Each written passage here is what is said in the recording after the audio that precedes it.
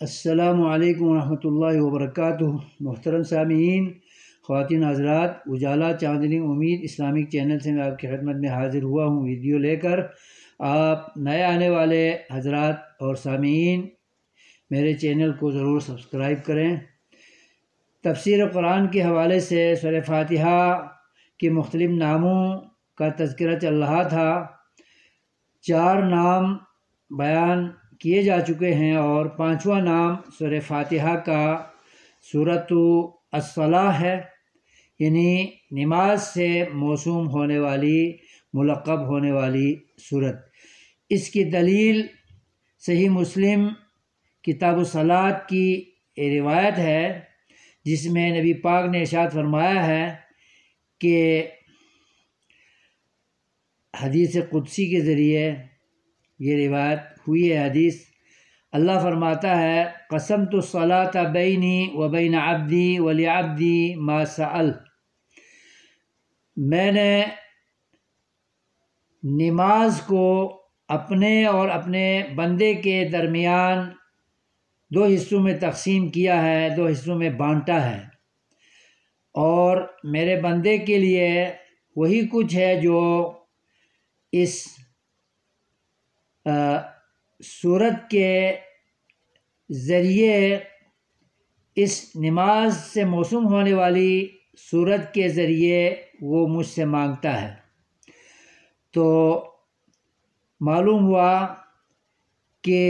سورہ فاتحہ کے ناموں میں سے ایک اہم نام سورۃ الصلاح ہے۔ اس سورت کو الصلاح سے موسوم کرنے کی وجہ یہ ہے کہ اس سورت کی بڑی اہمیت ہے، اور نماز میں اس سورہ فاتحہ کو، سورۃ الصلاح کو جب تک قرأت نہ کی جائے اس وقت تک کوئی بھی نماز، نفلی ہو، فرضی ہو یا کسی قسم کی بھی نماز ہو، وہ اللہ کے ہاں قابل قبول نہیں ہوتی۔ تو اس حدیث قدسی سے سورہ فاتحہ کی عظمت اور مقام اور مرتبے کا بخوبی پتہ چلتا ہے۔ اس لیے مسلمانوں کو چاہیے کہ وہ انفرادی نمازوں میں بھی اور جماعت کی نمازوں میں بھی، اکیلے پڑھ رہے ہوں یا جماعت کی نماز میں شریک ہو کر کسی امام کے پیچھے پڑھ رہے ہوں، ہر حالت میں اس سورت کی قراءت کرنا نہ بھولیں۔ صحیح حدیث پر عمل کرنا ہر مسلمان کا فرض ہے، اور جب تک ہم نماز میں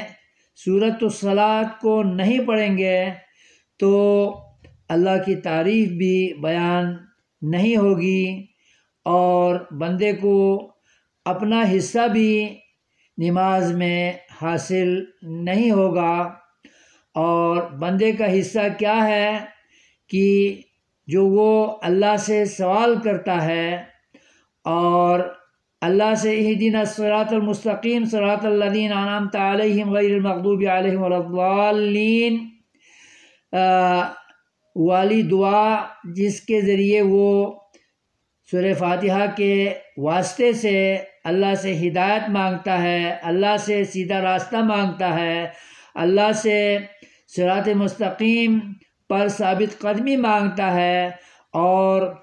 اچھے لوگوں، انعام یافتہ لوگوں کے راستے کی توفیق مانگتا ہے، اور برے لوگوں، گمراہ لوگوں اور غضب یافتہ لوگوں کے رستے سے انسان بچنے اور حفاظت کی دعا مانگتا ہے۔ تو جب تک یہ سورہ فاتحہ نماز میں تلاوت نہ کی جائے اور اس کو پڑھا نہ جائے، تب اس نمازی کو نماز کا حصہ، نماز میں قبولیت دعا کا حصہ اس کو میسر نہیں آ سکتا۔ ایک بہت بڑی محرومی ہوگی۔ انفرادی نمازوں میں بھی اس سورت کو نہ پڑھے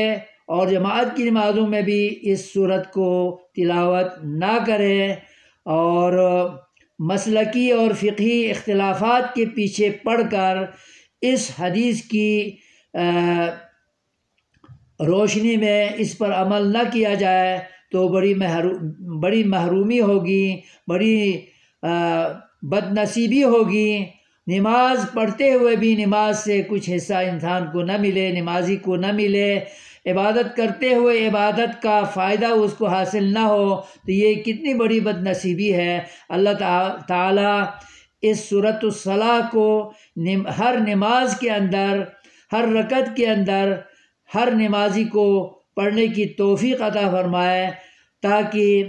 اللہ تبارک و تعالیٰ کی تعریف بھی اس سورت کے ذریعے بندے کی زبان سے ادا ہو، اور بندے کو جو نماز کا فائدہ ہے اور اس کے مطالبات کی قبولیت ہے اور اس کے سوال کا جواب جو اللہ سے قبولیت کی صورت میں ملنا ہے، صراط مستقیم کی توفیق کے ذریعے ملنا ہے، اس سے انسان اور نمازی اور مسلمان محروم ہو رہا ہوتا ہے۔ اس محرومی سے اللہ تبارک و تعالیٰ ہر مسلمان کو بچائے، اور سورہ فاتحہ کی تلاوت، قراءت ہر نماز اور ہر نماز کی رکعت میں تلاوت کرنے کی توفیق خیر عطا فرمائے، تاکہ ہماری نمازیں قبول ہو اور ہماری عبادت قبول ہو، اور قبولیت ہونے پر ہی اللہ تبارک و تعالیٰ کی رحمت، مغفرت اور قبول عبادات کا شرف حاصل ہوگا، اور مقام و مرتبہ حاصل ہوگا،